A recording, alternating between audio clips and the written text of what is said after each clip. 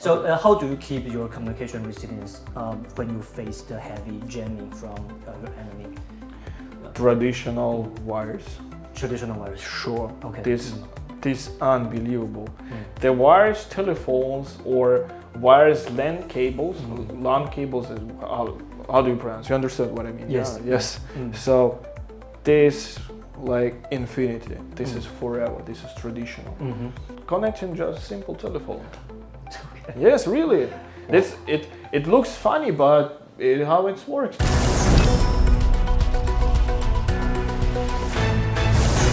Hello， 大家好，欢迎收看《一件军外套》，每周跟您军事外交 talk。我是相振为。今年的这个黑熊学院跟乌克兰自由民主联盟，他们共同举办了民防年会。那这次呢，也特别邀请了乌克兰的专家来到台湾跟我们分享。那今天在我旁边这一位是他们一位非常特别的专家，我就请他来跟我们分享他们的民防经验。Hello, Illia, welcome to Taiwan. Hello, nice to meet you. Thank you for inviting. It's our pleasure to have you here. Because we want to introduce you to our audience. Now, could you give us a brief background, brief introduction about your background? So, I'm serving in the Ukrainian military since 2017. Okay. It was already an anti-terroristic operation supported by Russia. Anti-terroristic operation of Ukraine against supported by Russia, separatists and Russian soldiers on Donbass. This is east part of Ukraine, which this all anti-terroristic operation started in 2014, but I was 16 years old and I couldn't, took part in it. Yeah, but in 2017 I joined our armed forces of Ukraine as a tank driver, so I was taking the combat actions against the Russian separatists and Donbass region. After that, this is like due to Russian position, due to Russian policy, they think and they position all the soldiers, sergeants and officers who was taking part in combat actions on Donbass, they think that they are war crimes. Because this complete unbelievable because why, if you are defending your own country, another country who supports separatists in that region makes you against investigation against you? So that's why I've got an investigation in quasi statements called Lugansk and Donetsk republics, which was supported by Russia. And that's why I don't travel nowhere which is connected to Russia because of some security reasons, and then after 2 contracts in armed forces of Ukraine, I gone to Poland and Austria. I was living outside for a couple months, but it was, it was good time for a couple months, but full-scale invasion started, so that's why I took a decision to come back to Ukraine and take part in combat actions. So I took part in the battle for Kyiv, and I was taking part a little bit in some combat operations on Donbass in the end of 2022. In Donetsk region, and then I started to be an instructor. I was servicing in radiation defense forces also. And then I changed my job title this year. Last year in 2025, I became an officer of armed forces of Ukraine. Okay, and because this is your first time to Taiwan, I think you must bring a very important message to our Taiwanese people. So can you tell us what important message are you bringing and you want to share with our Taiwanese people? So, I was choosing a country for vacation because I try to live as I can to take all the opportunities. And I have a friend, Maria Makarovich here. She was saying, maybe you will visit Taiwan. This is so interesting country. I said, why not? Why not? I was reading a lot of your history. I was reading a lot of situation which has happened here in these islands and in this region. It was really interesting to me to see how the Taiwanese people are living here, how they act, what they eat, the culture, everything is so interesting to me. And even now I feel that I'll miss this place because soon I need to come back because my vacation finishes. And the most important message for Taiwanese people that you must have prepared for every types of threats you can have from everywhere. Doesn't matter what country is it. Don't really matter. You must be prepared. I cannot even say should. You must be prepared. And hopefully you don't need these preparations. Because in Ukraine, to be sure, we lost a lot of things, like, I'll say in this way, a lot of things because we didn't really prepare. You mean before 2022 or yes. 14?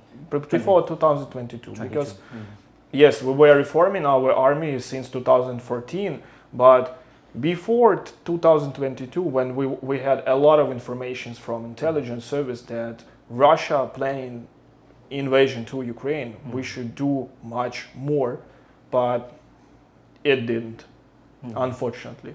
So the only message for Taiwanese people that this doesn't matter from what country or from what region treats you have, it really doesn't matter. You just need to be prepared in total. Doesn't matter. In everything. Emergency medicine, civilian defense, for example, to know how to help your brother, relative, or friend, even if he got in a car accident, at least. So according to your background and according to your expertise, could you tell us what if Taiwan were to face a blockade or the communication blackout? What is the most urgent infrastructure Taiwan should establish right now? So we in Ukraine are facing a lot of blackouts, especially during the winter period, because of what. And in Taiwan situation, it's like you could have a risks to have a blackouts in the summer because you have huge more power capacity of usage in the summer period because its temperature is higher, the conditioners is working more and more in every building, every room, everywhere. So first of all, this must be hospitals. Secondly, or even not secondly, we cannot say this firstly and secondly. This everything goes in one list. Okay. So this is hospitals, this is communication systems, all types, and police and firefighters especially. And we have in Ukraine the places, small rooms in local administrations or even tents installed outside with generators or power batteries to charge the phones, have some tea. In your case, in summer, cold water, for example. So these places must be saved. I mean, power saved in the first lane, and only then everything another. Okay. But how do you deal with the communication blackout? I know that we cannot do it without electricity, but what if everything just go black? Then how do you communicate with each other? We almost figured out this question regarding the cell phone towers. Okay. We install generators or batteries which are getting powered by itself when electricity is able. So. Secondly, regarding communications, it's a lot of installed using an optic fiber in Ukraine. And the possibilities of optic fiber. If you give up electricity to optic fiber, so the network of it works. So it means you have to have huge batteries, for some, communicational centers and generators to power them more and up. Of course, solar panels to give it more. And due to the private people, in the private way, we also installing small batteries for our modems, which has a possibility to connect optic fiber. And it works like a whole network in Kyiv, in Chernihiv, and all types of regions in Ukraine. That's why the Ukraine was totally blacked, but with internet. Oh, yes. Wow, it's amazing. Yes. Actually, because you are expertise in technology.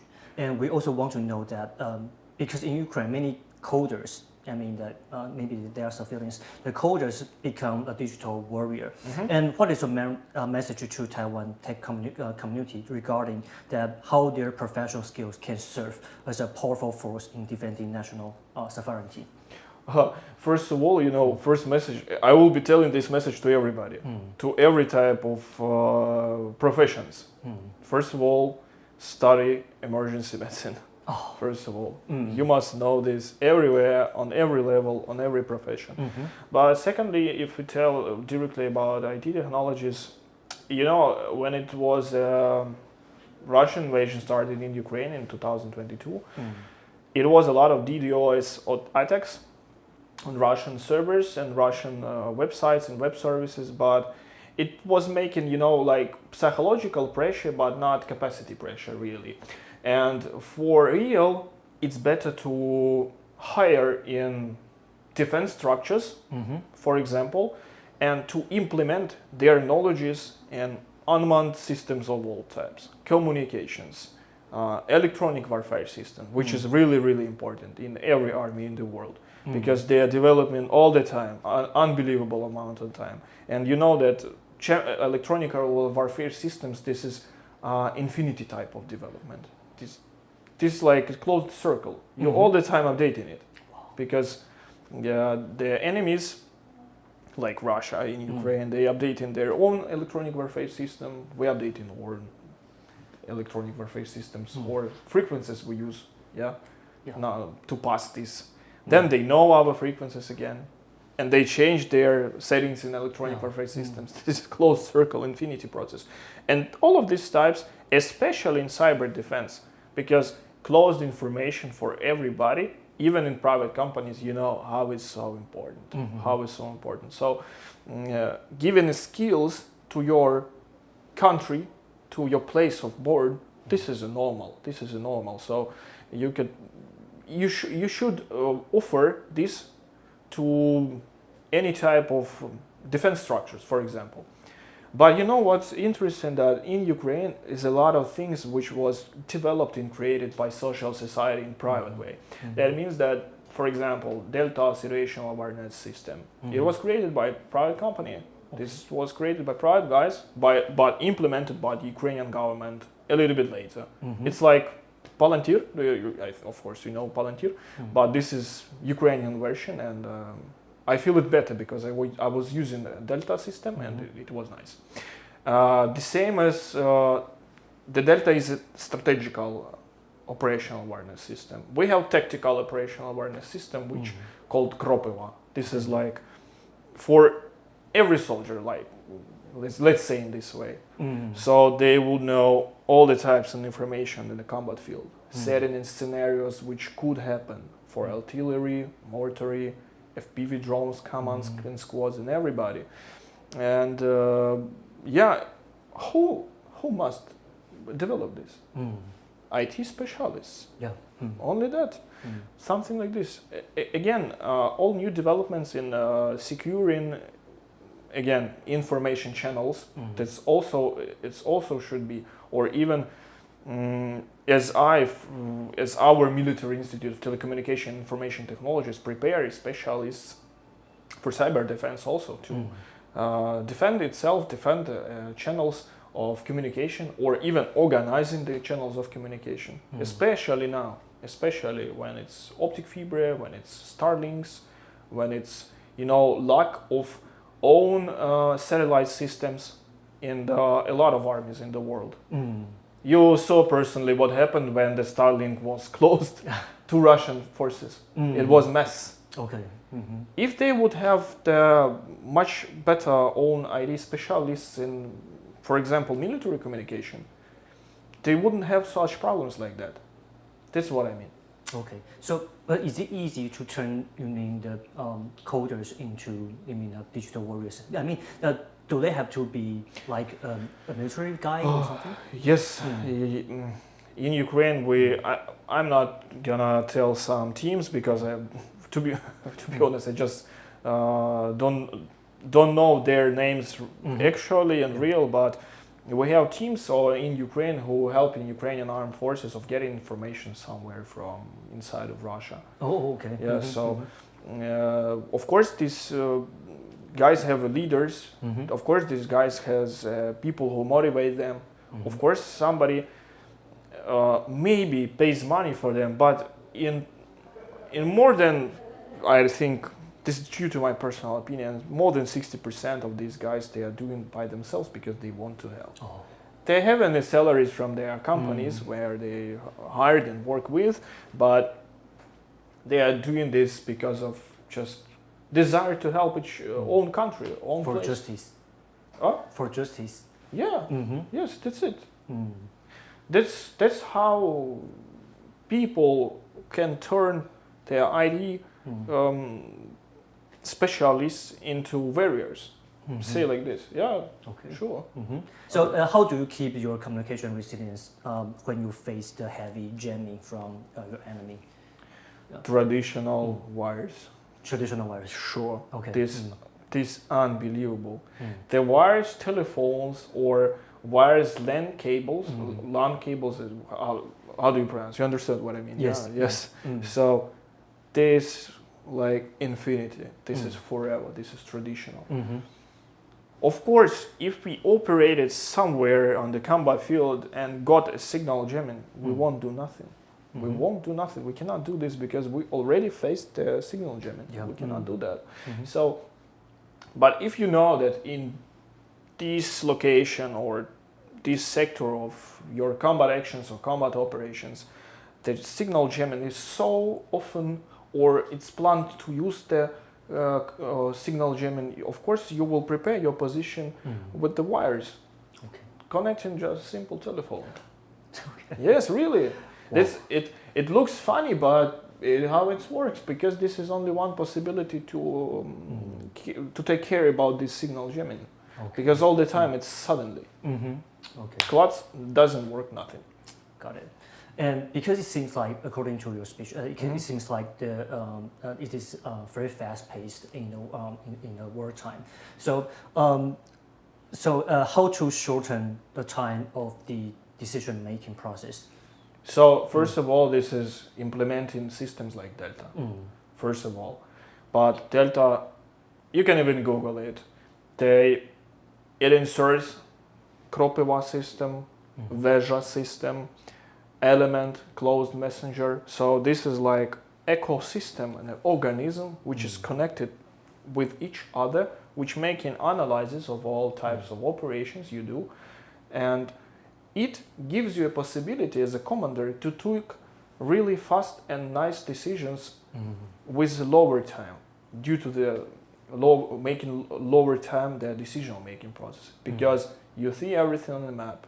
You see the picture from your intelligence drones, like, sorry for that, but like Mavics or something like this,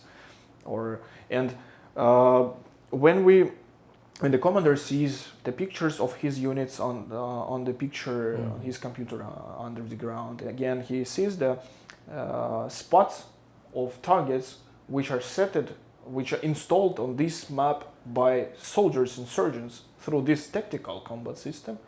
He can faster take decision. This is commander, for example, commander of COI or company, let's say like this, or even commander of squad, or especially commanders of battalions like this. They could have a really nice decision-making process and make it lower. So the answer is really simple.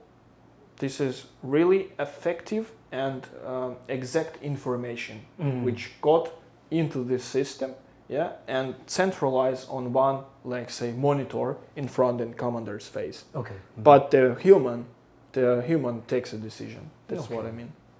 And can I follow up this question? Yeah. Because take the drone, for example, that we are learning a lot from the Ukrainian experience. So our military actually is purchasing a lot of drones to our troops. But for now, that the number is not really matters, right? Because the experience that really matters. So how do you tell what your advice is to our people that shorten the decision-making process? Due to Ukrainian experience, which we have in Ukraine and the armed forces of Ukraine, we as again I told you, first of all, this is operational awareness system as we talked, and the operational doctrine. We have a doctrine of usage of unmanned systems, where is explained everything, restrictions, cautions, rules, everything you want, everything you don't want to do, or everything you should do with that drones, with that types of drones, with that types of drones, you know.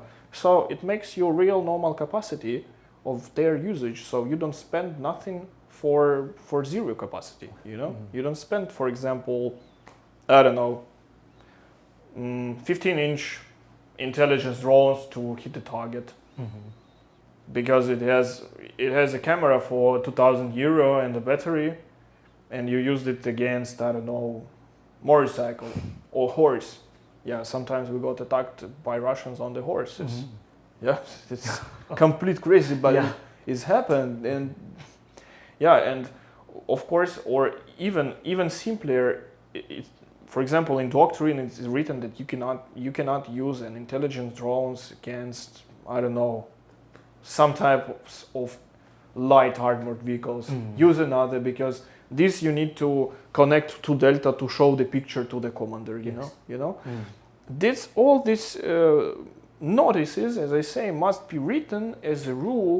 As a rule for it's a say in Ukraine, and then it's gonna be trained in separated training centers with different commanders of these training centers who knows good about electronic warfare systems, about drones communication, about unmanned system production, of course, unmanned system services. Because in Ukraine, as I say, we have separated training centers for this, even for civilians. And this like symbiotic connection of these, let's say, types of your or anybody's actions could have a success with using of unmanned systems. How do you define victory for Ukraine? That's philosophical question, to be honestly. You know, in these conditions which are now on the land, in the Ukrainian policy, economics, foreign affairs, everything which is happening in the world, I should say that only unity of our nation could help us on this moment. Because if we start to separate each other due to religion issues, political, different minds, especially language also. We have some language issues which is supported by Russian propaganda in Ukraine. If we be separated by all these topics, this is gonna be a mess and we will finish really bad. So the only unity could help us in this moment, because we have a really unbelievable perspectives, possibilities, opportunities inside in Ukraine. The capacity of Ukrainian nation is unbelievable. We did a lot at the start of the war. Almost, I say differently, almost nobody was prepared for that. Only a couple military brigades were holding up some Kyiv when I was also taking part in it. Yes. And on that period, the unity helped us. Unity. Everyone understood we need to forget everything, our different topics and meanings and minds and mindset. Let's take a hold against one enemy, against Russian Federation, because they pure hate us, they want to destroy us and have a full occupation. That's it. It was for 100 years. It was 100 years ago when Ukrainian People Republic was occupied by Soviet Union. It was 200 years ago, 300, when we was occupied by Russian Empire. And it was again hundreds years ago when it was Kiev and Rus also occupied by a new government called Moscovia. It happens for 100 years.